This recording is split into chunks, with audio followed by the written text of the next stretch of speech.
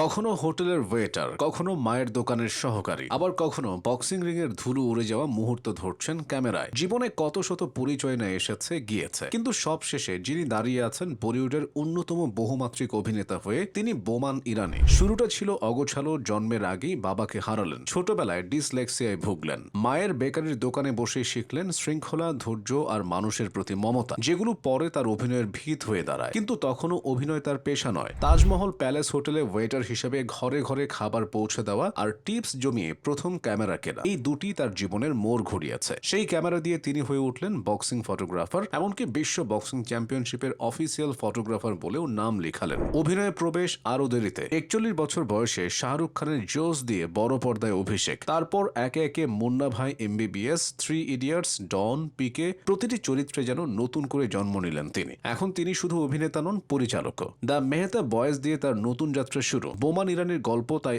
একটাই কথা শেখায়, স্বপ্ন শুরু করতে কখনো দেরি হয় না।